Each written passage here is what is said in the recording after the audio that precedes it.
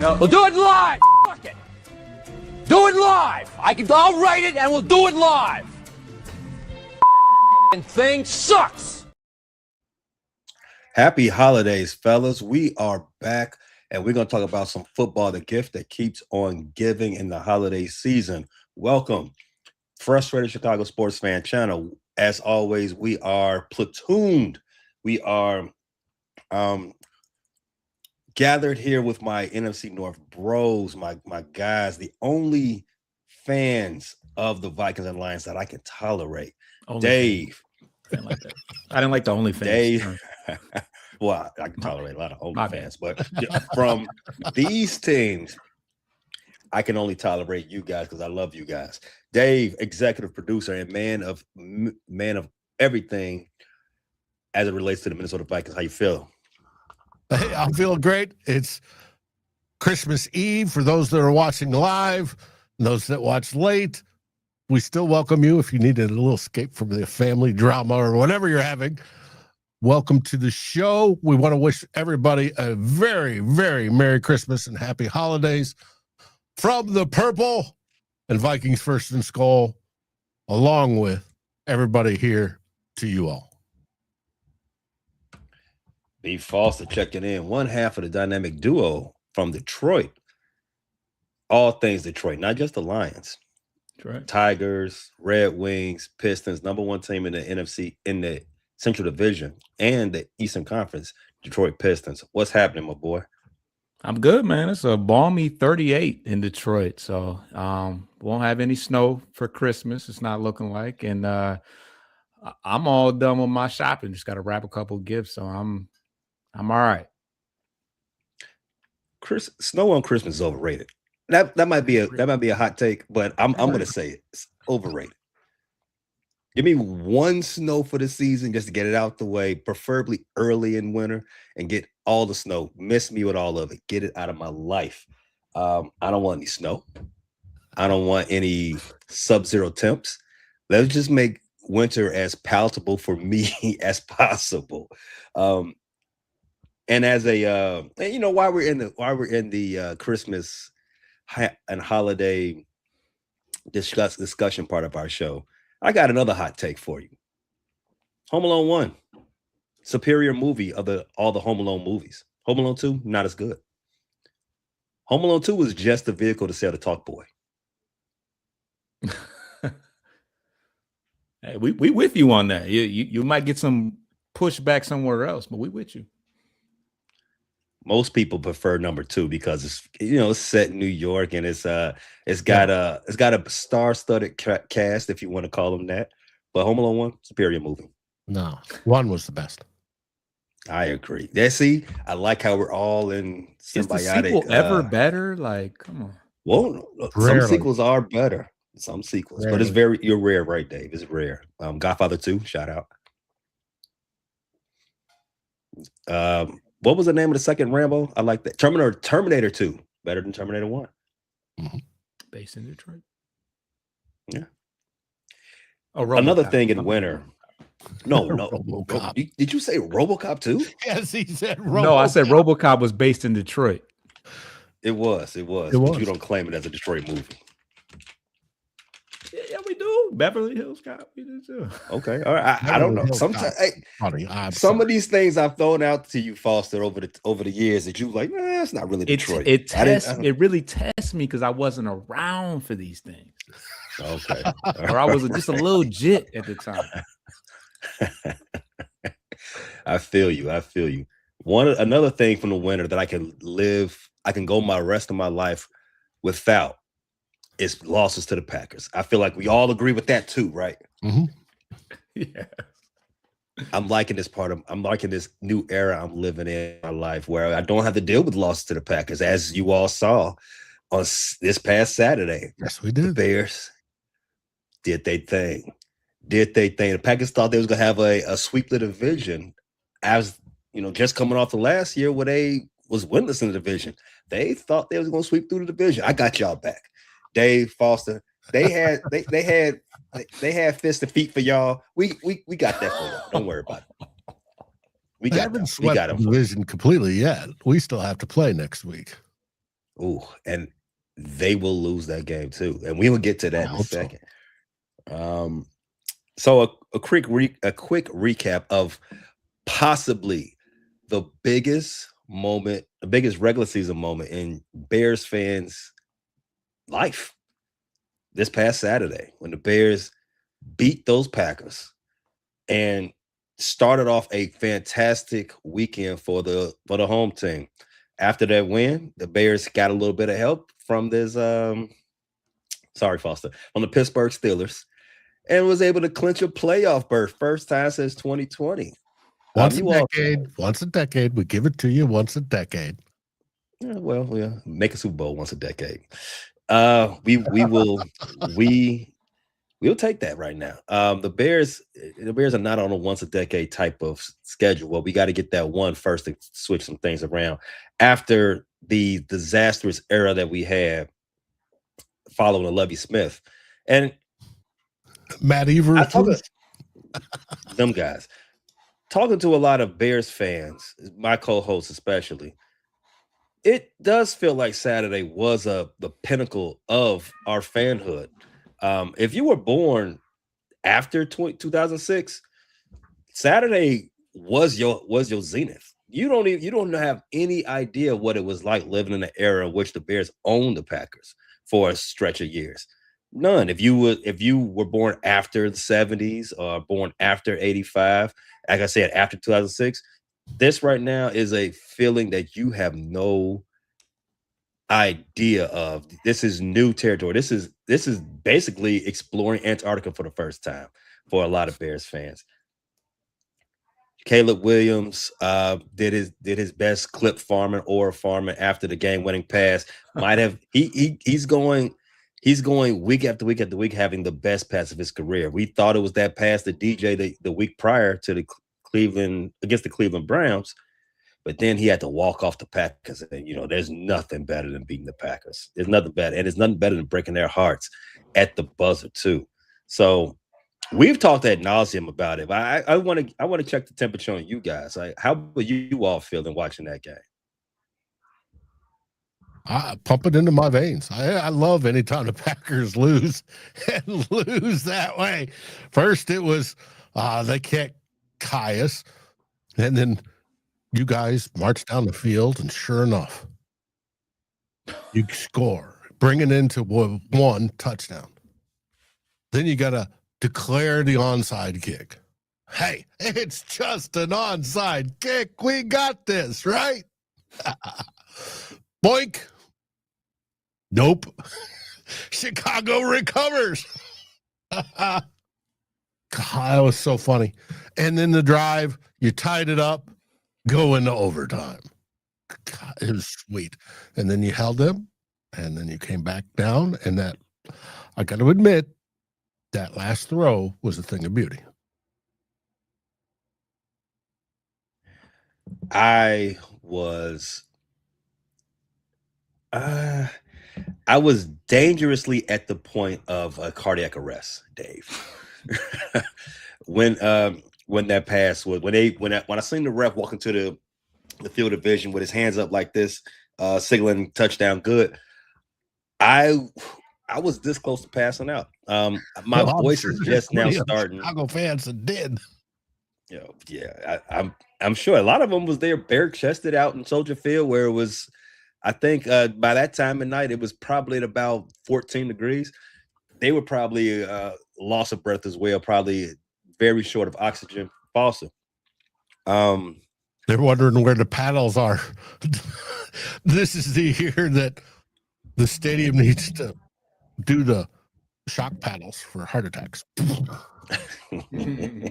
Well, you know what? That's where all the power went because the Packers were complaining that the heaters wasn't working on their sideline. And you know what? Oh yeah, shit happens sometimes. Foster, how was violin right there? Were you watching the game, Foster? I was, and it was bittersweet to say the very least. I mean, I'm not gonna act like I was out there going all in for the Bears, but I'm impressed. I am a believer. I think that the Lions still have a good chance of knocking you guys off at the very end of the season, and hopefully it means something. But hey, the Bears, I'm impressed with Caleb and the team as a whole. I think you went into the final quarter, it was what, 9-6 or something like that. No, I don't think. No, it was when the fourth quarter started. It was the Bears didn't have 6 yet. I don't believe they still had 3 points, and I believe it was. It probably was 9-3 at that point because I think they did score it there. I think that one touchdown Malik Willis did throw was in the fourth quarter. Would have got to 16-6 at one point, but yeah, the Bears won that game in dramatic fashion as they've been doing all of 2025, and we got a little bit of help from our brothers too. Going into the fourth.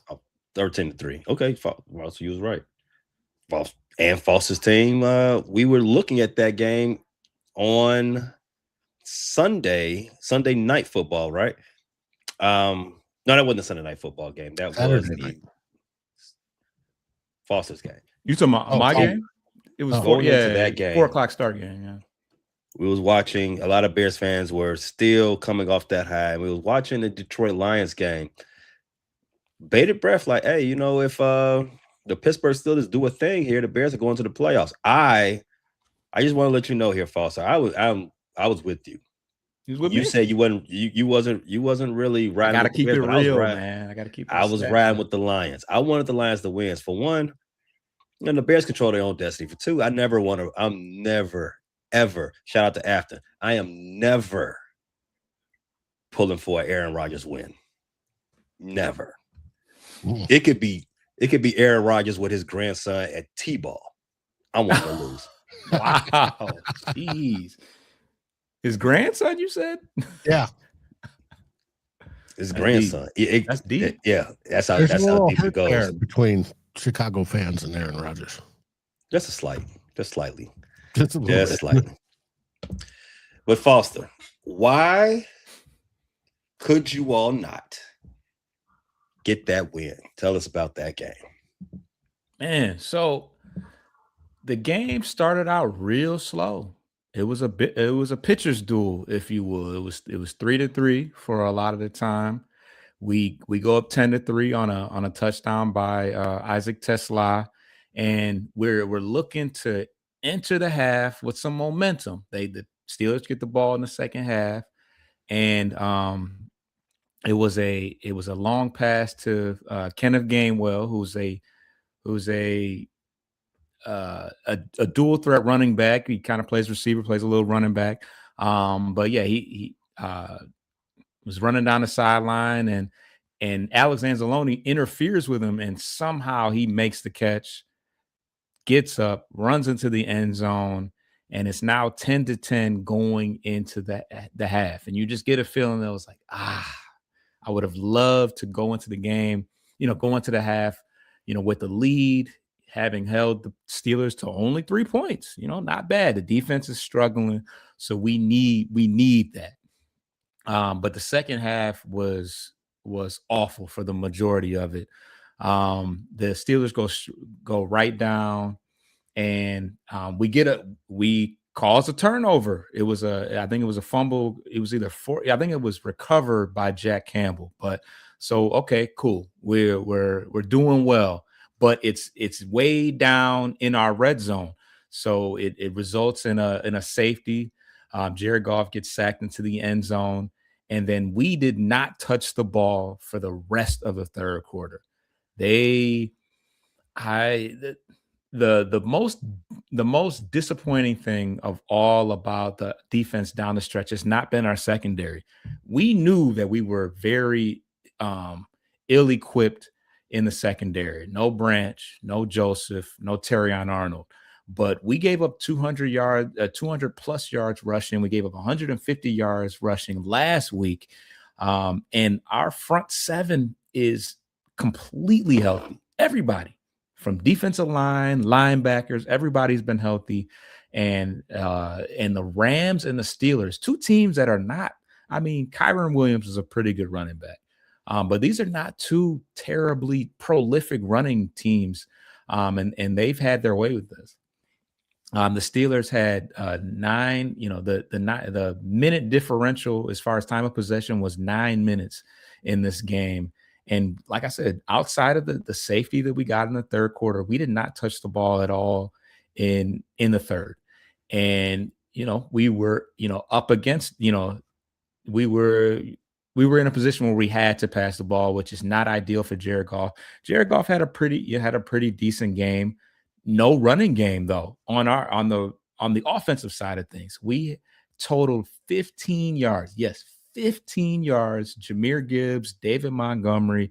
We had 15 yards rushing in the entire game, which obviously plays a lot into how you have such a disparity in the time differential. And but all things considered, now we're down 2 scores and we look dead in the water. And I'm looking like, hey, I don't know, we might have a chance.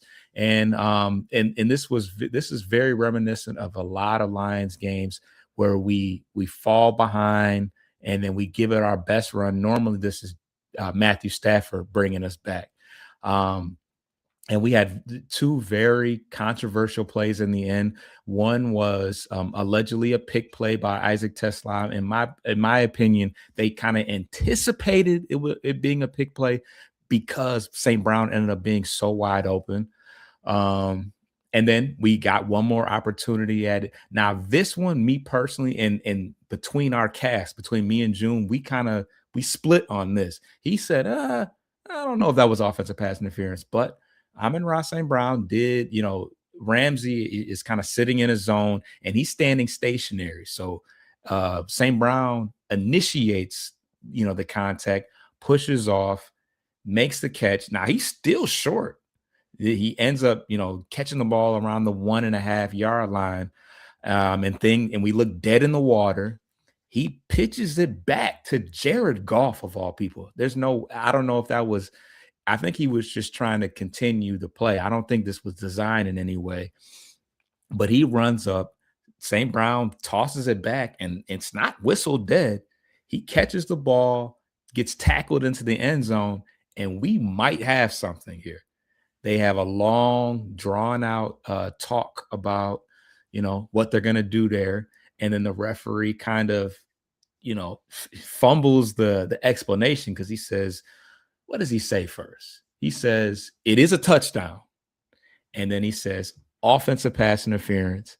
And then he doesn't really explain that, or maybe he does. Maybe I'm just fogged up in the moment, but he says that due to that play, the game is over. So the crowd's going crazy. They're under the impression that the touchdown ends the game, but really it's the offensive pass interference nullifying it because there's no time left, and that's the game. And that's how the game ends. I hated the pick play, offensive pass interference. It took me a while to see the St. Brown one because they didn't review it like on the screen. They kept it on the referees. So it took me a while to even know what happened there. But to me, it was pretty blatant. If that had happened if the Lions had went out like that, where DK Metcalf pushed off of somebody, and I would have been like, whoa, that's a blatant one. But some people say that was kind of weak. They've seen worse. So it is what it is. So that was the game. We're now, the game ended at 29-24. We're now 8-7 with a slim chance to get into the playoffs, but there is a chance. Dave, OPI or no? That play was flat out OPI. The one before with Tesla was not. I felt like Tesla, that pass that he could have caught in the end zone to I guess win the game. I feel like they might have been a little bit of pass interference on that. On that one, I don't even know. You might be right. That was too close. But with the one at the end, he shoved him. That was pretty blatant to me. But some people say all I had to see was the arm extension. Pushed him a couple yards back, and it wasn't mutual. To me, it wasn't mutual. Combat. Ramsey was standing flat-footed. in a spot, and Brown created some, he created, and it sounds like I'm just totally whatever, but yeah, he created space so that when the pass got to him, he had some separation. And I just feel like you can't really do that. Part of the whole problem of the issue, one, it took him over 3 minutes to review the film, which 3 full minutes is a boatload of time. Yeah. 2 minutes is. 3 minutes is ridiculous. One, he stopped his forward progress because when he lateraled the ball, he was like 6 yards back. Yeah, it was. It was. Which would have been the end of the game. Now, can you judge forward progress after? I know you can in the moment and whistle it dead, but they kept it live. They kept it live. They didn't blow the whistle. That's why they did it. So can you go back and say, "Oh, stop his forward progress. It's over." You can't. Doesn't work. Which there may have been a second left on the clock. I don't know, but who knows? But they let it roll. You had the lateral. So you're saying that it could have stopped. There could have been another play, is what you're saying? If there was time left on the clock, yes. When the forward progress stopped. Right. Okay. I haven't heard that angle. Now, I don't know if there was exactly at the time. I don't remember, but I know that was one of the talking points on our end. My fans, they talked about, well, what if they stopped in forward progress? Then Detroit might have had a chance. We were so locked in on the touchdown. Right. And then everybody thought, well, there's a penalty, we'll get another play. No, that's not what happened. You get offensive pass interference, it's done. It's 10 seconds off the clock no matter what. You can't end the game on an offensive penalty. So or you can end the game on an offensive penalty. So the game was done. Now, how the referee came out and said it's a touchdown, but no, that was jacked up. He should have said there was offensive pass interference out the gate by rule. End of the game. Oh, he didn't have to say anything else. That's all he had to say. Right. Yeah. He threw us off. He didn't have to go, there was a touchdown. Yeah, he played us. That was theatrical. That was very theatrical. Nah, it was jacked up. It was jacked up. Now, also coming from that game, you had a fan talking smack to DK Metcalf. You see the clip for that? Do you all? Oh yeah, of course, yeah. Have you all heard the latest on that from the DK Metcalf fallout about his contract ramifications and that the fact that the NFL upheld the initial punishment? He said he lost. He said he could possibly over $500,000 in the last 2 games. Yeah, that's his game checks. So it's $550,000 that he forfeits immediately from being punished, from being suspended. Those are his game checks. But according to his clauses in his contract, that any suspensions will carry a nullification of his bonuses, of his guarantees, and that's upwards of $40 million. I was gonna say, I heard it was way bigger than the $500,000. Yeah. I think that's heard that you all think that's fair though? Wait, what? Something that you think that's fair? Yeah, you think it's fair that you well, obviously, yeah, you signed it, so yeah, you signed an agreement. Yeah, it's fair. Yeah. But I'm also hearing there's some Steelers fans sort of upset that I forgot what I was going to talk about. That the fan was not punished.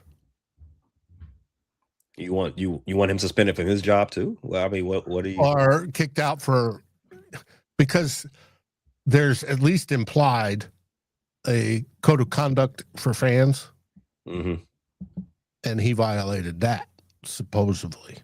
What did he? I see. I have no idea what he violated. All I saw him was yell at at DK Metcalf. DK Metcalf came over and grabbed his hair and then punched him. He roped him over with the Steelers jersey or the DK jersey. And from what I'm hearing, my thing is this: in the middle of the game, focus on the game. What are you doing? But yeah, they said that he said his government name and he didn't like it. Well, I mean, I know it gets crazy down at the bottom. Like down there, they do talk, and a lot of those players entertain it. And it's like, especially when they're winning, it's like, yeah, they can kind of, give it back to them. But hey, yo. I know. But as far as, I mean, you have a job. As far as the guy being reprimanded, I mean, that's neither.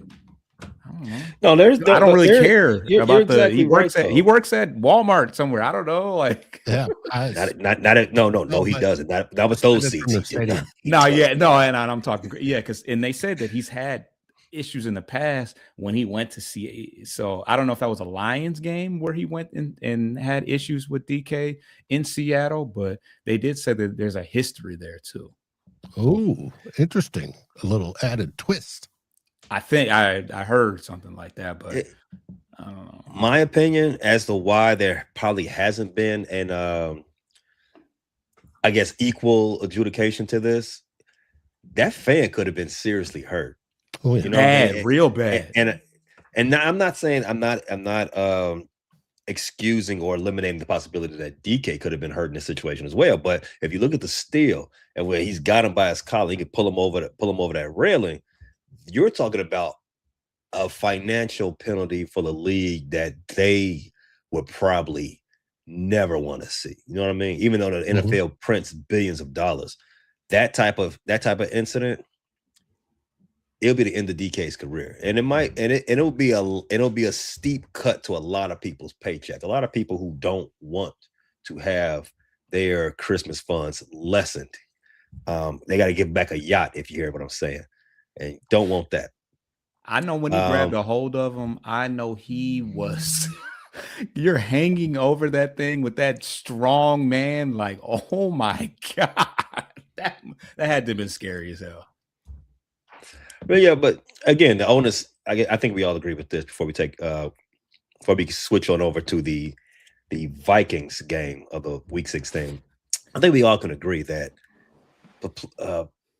professional athletes, we got to remember the part that becomes first in that, and that's the part of being professional. If things like that are going to happen, you've been dealing with that the whole time you've been an athlete.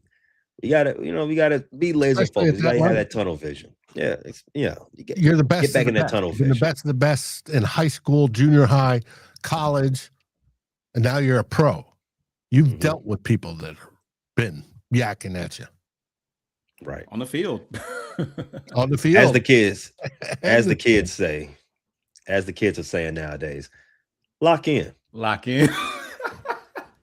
Dave, you guys are now 7-8 on the season. As a season that you at one point said this is a disaster season. Now you're one game under 500. Dave, how did you get there? Oh, it is still a disaster season. We got there because we defeated the New York Giants. And the New York Giants, they basically have checked out, unfortunately. It was a low-scoring affair the whole game. There wasn't much going on.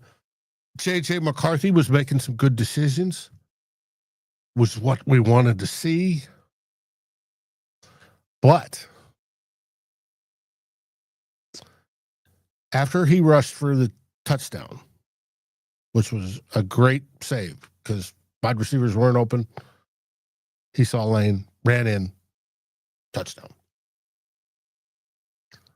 There's debate whether it happened on running in for the touchdown or 2 plays actually before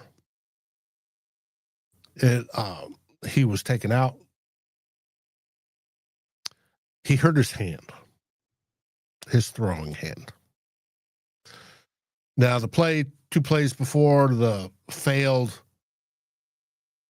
he was dirting the ball on a blown up screen, and he got blown up in the process, and it was a strip sack fumble for 6. He had his hand hit by a helmet of the Giants, and you could see it. The Giants defender comes in. He was focusing on the receiver, throws the ball. Guy comes in, bam. And then 2 plays later, he has the screen pass where he goes to dirt it, and he drops it. He just couldn't grip the football. Well, he comes out. They do a little test on the sideline where they grab his hand, and he winces in pain. Great. J.J. McCarthy, the future of the Minnesota Vikings, has his 4th serious injury of his career in just 2 seasons. He's played a whopping 9 games out of two full seasons minus 2 games. It's like, oh, great. And then, so they do the x-rays at the stadium. Nothing shows. And they say, well, it could be just like a bone bruise or something like that. And I'm sitting there going, no, not if the med guys apply pressure to your hand and you flinch like that. No way. I had early fed information that most likely it's a spiral fracture or a microfracture. Well, they did some further testing on Monday, find out it's a microfracture. He's done for this week. They say he still may play in the final week against the Packers, but he's done for this week. So Max Brosmer came in, and Max did real well, and we won the game, which was great. Max Brosmer is now going to start this week, as in tomorrow, on Christmas against the Detroit Lions. But the biggest controversy is J.J. McCarthy injury prone? He's had 4 documented serious injuries in less than 2 years. 5th, if you want to call a bruise on that right throwing hand after we played the Ravens. But hey, our center, Ryan Kelly, went out again with his 3rd documented concussion of the season, and his 6th or 7th of his career. It's questionable whether he even comes back, which is a shame because he's so good. But I told my fans he selected the wrong helmet when he upgraded his helmet. He went with the Rydell and the bump cap, or the Guardian cap. And the Guardian cap is not approved by the NFL Players Association, I found out today, which is interesting because it causes more friction. And they think that causes problems. Helmets are designed to be slick and deflect blows to the head. If you have friction, it generally causes more neck injuries, but it stops when you collide versus sliding off and distributing the hit. Think of how they design cars now for safety. Well, Right. He's going to be out. He's in the protocol. I severely doubt he'll be ready for tomorrow. And I think they've already called him out. And then in the last week, I doubt it. And then we've got him under contract 1 more year, but he may just retire. 7 documented concussions, not to mention all the undocumented ones. It's bad. What? Getting dangerous to that territory that we don't want to think about. Right. That Antonio Brown, that type of territory. You're really messing with CTE in the future. So, but we've won 3 in a row. if we win our last 2, there'll be 5 in a row. Kevin O'Connell has had a 5-game win streak in each of his previous 3 seasons. Question is, will he have one in this season? There's a possibility.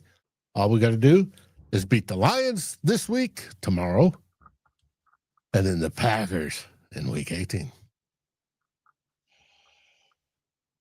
And there'll be motivation to do that.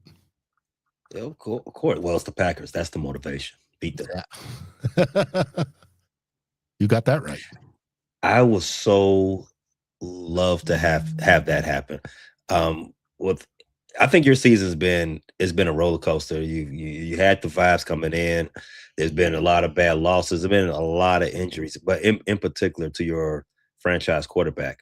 I think a quick question. Line has been we're again with a different combination this week.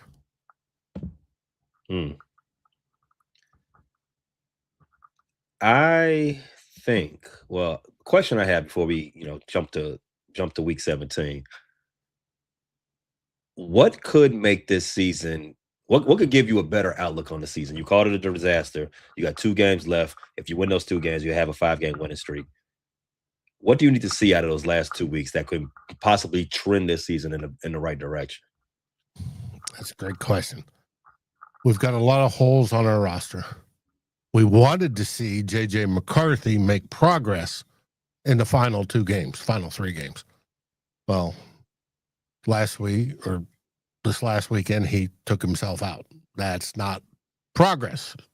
He was on his decision-making, but that was it. Now to what can make it better? Hey, maybe Max Brosmer stepping up and proving that he may be competitive in the start and not just a QB3 next year. That it isn't just our defense. Our defense is outstanding. That's winning us games. That the offense can. Aaron Jones had a great game, and he stuck it out through a twisted ankle. It was that the team seems to get it together, at least push for wins these last 2 weeks. That's what I'm hoping for. Let's take us a quick break, and then when we come back on the other side of that break, we're going to preview Week 17. You're watching live. Don't do anything different than what you're doing now. In fact, do something different. Shoot that share link to a friend. Tell them to come watch live with you. If you're watching on audio, you already know what to do. Do not press fast forward. Check out our ad partners. They got something they want to holler at you about. It's going to be very interesting. It's something good. You definitely want to hear it. We'll be right back. Need a Garrett's popcorn break.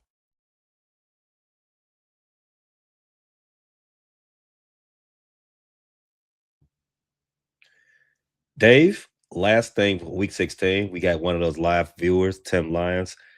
He wants to know, offseason, Vikings, draft or sign a quarterback? We're not going to draft one. Whether we trade for one, that may be a different story. And Tim, yes, if your quarterback demands traded out of Cincinnati, I guarantee Minnesota's going to be on the top of his list. No.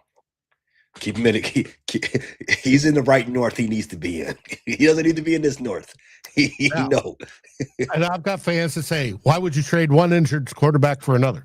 Well, the fact that Joe Burrow's got to the Super Bowl and can prove can get to the Super Bowl. He's one of the top, easily 4, if not higher, best quarterbacks in the league. I guarantee the Wolves will probably trade the farm or close to it or approve it to get Joe Burrow to Minnesota. And so be it for J.J. McCarthy. I think Justin Jefferson will sign off on that too. Oh, yeah. He'd be all in for it. I think I speak for Foster and everyone else here, Dave, when we say get better, get well soon, 9. Well, I can't see Cincinnati trading Joe Burrow. Joe Burrow would have to literally threaten to quit. Oh, the old I retire. Carson Palmer move. Mhm. They've seen that one before. I don't think they Yeah. fall for it. I don't think they fall for it again. And I feel sorry for the fans in Cincinnati. They deserve so much better than that cheap ass ownership. But Do they though? Do they though? Foster, you guys kick off week 17.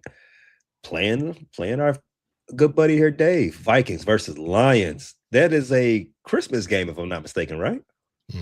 hold on, I want to answer Tim real quick. Tim goes, Joe has a no trade clause. Yes. And what a no trade clause means is he can't be traded without his permission.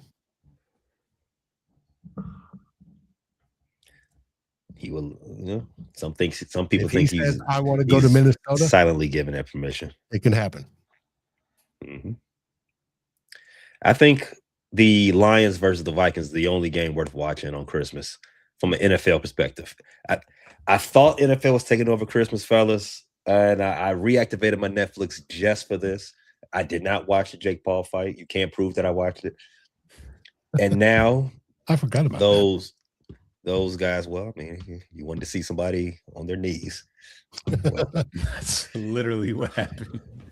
Not my idea of wanting to see somebody on their knees. Yeah. If that's your proclivity, hey, I do not judge. But for these games, this is probably the only game that is probably has some type of interest from a broad perspective. But if you're selling this game, tell us why we need to watch this game, guys. Well, it's the only game that has an actual QB1 that's playing, I think, like a real one.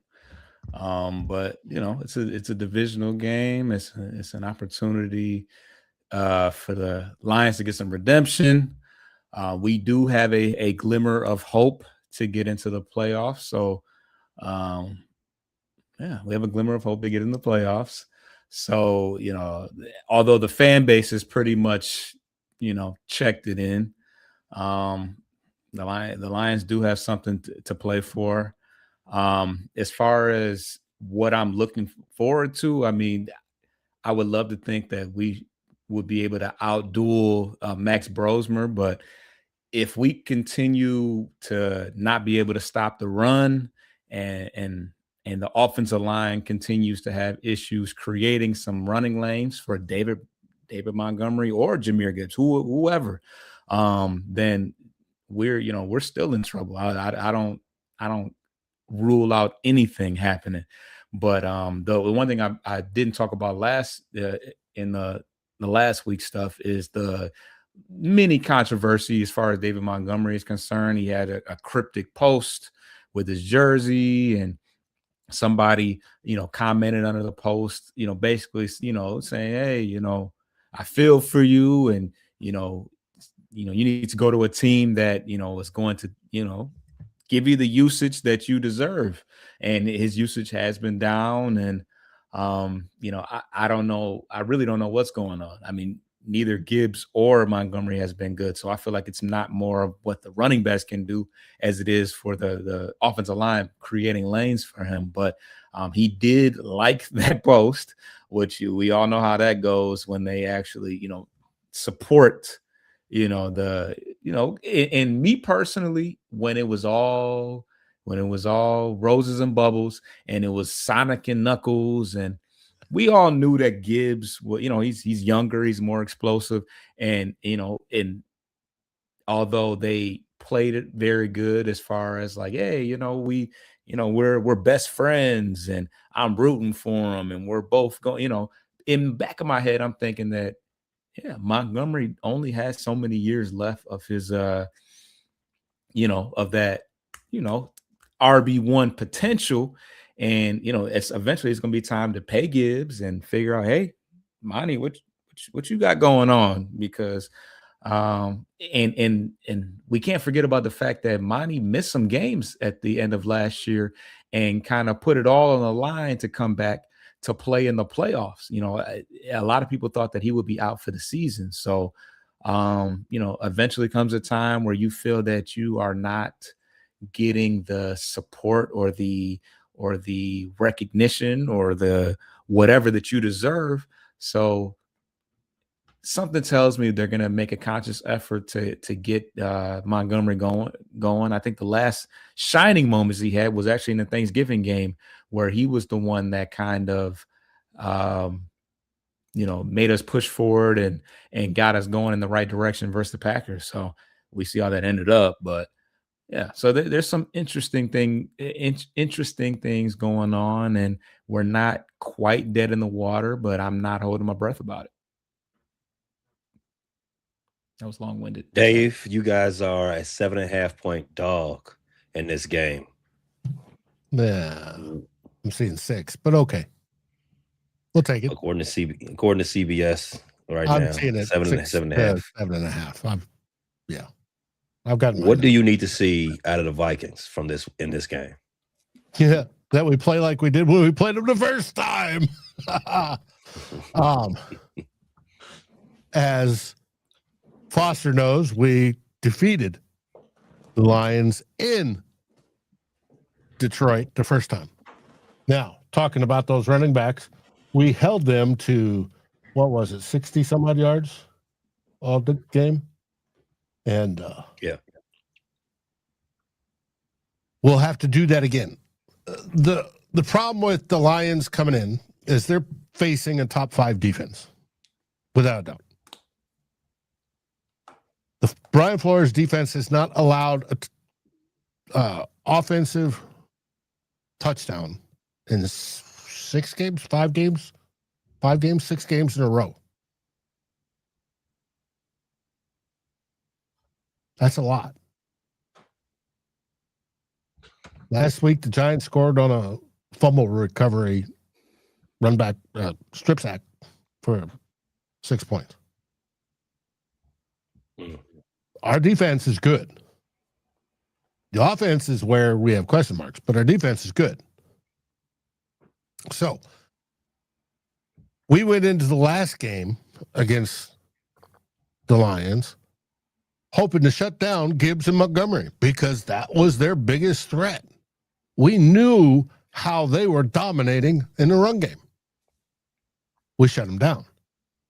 Their offensive line has gotten more banged up since then. And it's a hodgepodge. I complain about how ours is on like the 15th different iteration on the season. Theirs is close to it as well. So it's going to be interesting to see. Now, are we going to pressure Goff? Goff doesn't throw well under pressure. That's already documented. What does Brian Flores do? He brings all sorts of blitzes and pressures. Going to be interesting. So it's going to be our defense against their offense. I do believe our defense will prevail. Now, the question is, can they score enough from that offense, from Gibbs, from Montgomery, from Goff to St. Brown? And I saw your injury list today there, Foster, and it's a mile long. Literally, there's like 14 or 15 players on it. That's question. A lot of them are questionable, but yeah. Yeah. Oh, there's 2 out, and all the rest are questionable. Yeah. Including St. Brown. Now, I fully expect him to play. Yes. But we will see. It's going to be interesting, offense versus defense. Their offense, our defense, how it's going to play out. If our defense holds them to, field goals or no points scored, I do believe Max Brosmer, who's going to start for the Minnesota Vikings, in only his second full start, and his first one was a disaster. If he can complete balls to Justin Jefferson and Jordan Addison, speaking of Addison, I don't know if you guys saw his drop touchdown. Beautiful pass by JJ last week. Caught it both hands into his chest as he rolls into the end zone and out. just stupid. But if Justin Jefferson, Jordan Addison, TJ Hawkinson, Jalen Naylor hold on to footballs, because Max Brosmer throws a good football, I think we're going to win this game. But it's going to be close. It's a tough opponent. It's inner division. Every time we play some team in the division, it's a tough game. And goes for all of you. Give me a score, Dave. Right now, believe it or not, the Lions are favored. They're favored to win 27-17 is what computer's telling me. That means we score 17 points. I don't think they score 27. I'd say more like 17-12. Lions. The number that jumped out to me first when you said that was a 17 from Max Brosmer. Okay, the Lions defense is kind of banged up. I get it. Give me a score there, Foster. I don't know. You said the computers told him, so I don't know what to say now. But computer says Lions win 27-17. I expect a lower scoring game than higher scoring game. I agree. The over-under is between 42 and 44 points. So, yeah, I'm thinking like, I don't know. But I'm not so sold on our defense either. So, I don't know. I say. Let's talk about your defense. You've got Hutch and you've got your middle linebacker. Campbell. Even the Ancelonis, those are the only two that I feel threatened over as good as playing outstanding football. Ancelonis played meh this year. Yeah. Everybody else has been hurt. Even with what's his face at the other edge. Muhammad. Not Muhammad. Muhammad's even dropped off. But Davenpoop. Yeah, Davenpoop. Davenpoop was healthy, and he hasn't done squat. Nope. Your secondary is just absolutely beat up. And then Avonte Maddox is out too, and he's a backup already. It's just you guys are hurting. The front seven isn't hurting though. That's the killer. You got Davenport. There is nobody. Well, yeah, but I mean, but even if Davenport was hurt, you say, hey, no, we still got Muhammad. We still got right, but Muhammad's dropped off. Yeah, yes. Which is why he is who he is. Plus, Muhammad. Every time we turn around, we're looking at a Detroit highlight. And Muhammad's making a sack. Yeah, and now he's. Yeah. He's got 9 sacks for the year. And maybe this is the game that because it's been spurts for him. You know, it's possible. We've got Christian Darisaw's out for the rest of the season, so you'll have School at left tackle. We have Ryan Kelly out at center, so you're getting Michael Juergens as starting center because they don't want to put Blake Brandel in because Blake Brandel may have to play right tackle for Brian O'Neill, which will fill out Blake Brandel's bingo card, who will play at all 5 positions this season on the offensive line. And I don't know. Your defense is hurt beyond hurt. Can we outlast them? This is a question. Can Max Brosmer make the throws? I'll never forget when Matt Flynn, playing in place of Aaron Rodgers, stepped in and tore us up. After that, anything is on the board. And he got a contract out of that too. Yeah. The Seahawks, yeah. And proceeded to never play good again. Yes. Got paid off that one though. And we were in the playoffs that year, but I think we squandered something, that home field advantage in the first round or something like that. I'll never forget that. But it's going to be fun. Now, tomorrow's Christmas. So I want everybody that's watching to enjoy their Christmas. If you watch the football game, watch us. What's going to be unique about it is it's our winter whiteout game. We debuted those uniforms last season. It's our solid white uniforms, the light purple with the icicles on the numbers, little sparklies, all that sort of, it's pretty, it's cool, it's good. And versus the Detroit Lions black and blue uniforms, the solid blacks. So it's going to stand out. Should be a good game to watch. And if you want to watch, by all means, join us. We're up against the clock, so fellas, give me a score for the Ravens-Packers game. Depends if the quarterbacks play. I need Jackson to play. This is so we want Jackson to play. Love can sit it out because he's injured too. Bonk on the head. The line on that game right now is the Packers are favored by 3. I'm going to go ahead and say that the Ravens, they're both of these things playing for the season. I'm going to give it to the Ravens. Surprise, surprise. With the purple, yes, smart choice. Surprise, surprise. 2017. I don't care who the quarterbacks are.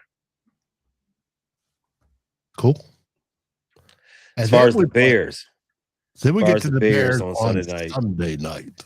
Sunday Night Football, the Bears play the Niners. It is a rubber match. I believe both these teams have played each of the last 2 seasons. The Niners destroyed and embarrassed the Bears last year in a cacophony of embarrassments the Bears had last year.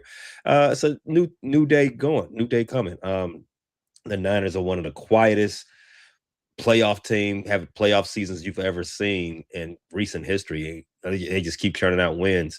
And they're not getting really any type of fanfare. That's complete opposite of what the Bears doing. The Bears turning out wins, and they're doing it in like his Disney movie type fashion. The Niners are 10-5, and the first half of the season, we thought they were lost because they were so devastated with injuries. Right. Again, like the Lions are always carrying injuries. The Niners are always carrying injuries too. No Nick Bosa. They got some other injuries along that defensive line. This is one of the reasons why they're one of the worst pass rushing teams in the NFL. Can the Bears take advantage of that? We hope so. We hope to see a clean pocket for Caleb Williams as they try to get that lick back against the Niners last season. The Lions, as you know, with the Niners, their offensive attack centers around one man and one man only. CMC, Christian McCaffrey. He's already got 1,000 yards. I think he got that his last game when they demolished the Colts. Again, a bit of an ageist. They made Rivers stop playing Rivers. But I think he got his 1,000 yards rushing in that game, and he needs 150 receiving yards to be, I think, the first player ever to be back-to-back 1,000 seasons. The Bears have been pretty good against opposing running backs, and I don't mean good is in a Bears way. I mean good to opposing running backs a lot this season. I think that the Bears are, one, trending in a good direction, obviously. 2, the vibes are up for the team, and 3, Ben Johnson has this team laser focused on the objective at hand. I can't speak too much about the Niners. I know where they're weak at. They can't really get to the passer. They are Brock Purdy game, and that can mean a lot of different things. They're a Brock Purdy game away from winning. They're a Brock Purdy game away from losing. Is that type of a coin flip with him. So if the Bears can contain CMC, which is easier said than done for their maybe future Hall of Famer, maybe. If they can do that, I think the Bears have a great shot. Kittle is also an injury report. He may or may not play. Kittle, if you all remember last year, Shout out to my boy Squeegee in the comments. He had himself a game against the Bears, demolishing. He says he grew up a Bears fan. I can't tell because he be putting his cleats straight up the Bears. But I think everything that's circling these two teams going into this game, I would assume the Bears had an upper hand in this game. I like the Bears to win. Again, no surprise in that. The 49ers are a 3-point favorite at home. I want the Bears to win, not just because I want them to go ahead and continue to march toward that overall number 1 seed in this division, or in the playoffs, but because we expect to have we expect the Bears to be back there in Santa Clara sometime in February. So I want them to get comfortable this Sunday. Okay, but now just want to make you aware. One of the things I look at is who's the officiating crew for each game. You have Alex Moore as the referee. Alex Moore is the crew we had last week. Mm-hmm. He ranks first amongst all the 17 crews in calling the most penalties. We had 22 called in the Vikings-Giants game. Total, 11 and 11. He tends to favor the home team. Less call for the home team, more for the away team.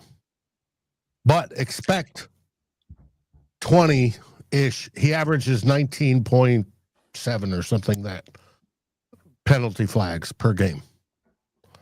So expect the game to be slowed down. So everybody that's watching Sunday night will get the full view, the extra benefit of a crew that calls absolutely everything. For those that are watching Christmas football, Dave does a 2-minute warning on his channel, Vikings versus School. Dave, tell everybody where they can find that at. You can find us live at Vikings First and Skull. We go live at the 2-minute warning of each game, so you can join me and watch the final 2 minutes together, and we can react together, win, lose, or draw. And generally, we have tons of stuff to react about and start complaining or yaying or whatever it is. So join us tomorrow night, if you so desire, at the 2-minute warning, and we'll be there to discuss, did the Vikings make your Christmas or ruin it? Who plays Grinch, Minnesota or Detroit? Foster, what's happening on Bleachers and Speakers?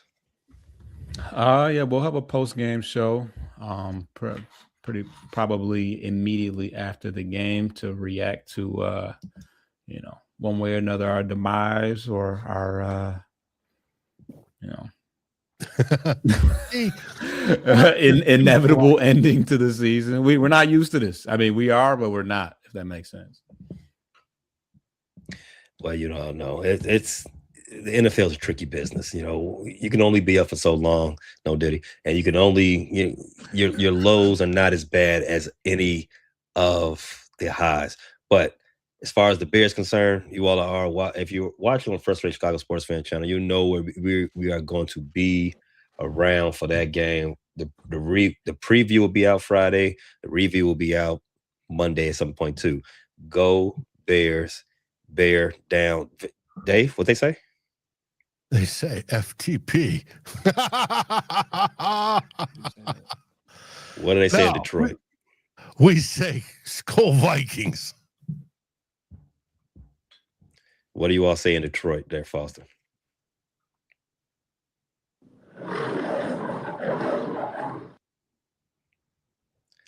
Happy holidays, everybody. The Bears. Thanks for listening to this latest episode from the Frustrated Chicago Sports Fan Channel. Don't matter if you listen to this on Apple Podcasts or Spotify or watch it on Twitch or YouTube. Make sure you like, subscribe, share with a friend, hit the notification bell so you never miss a drop. And to all the guys from Chicago, we say 3 things. Bear down, go Cubs go, and sell the team, Jerry.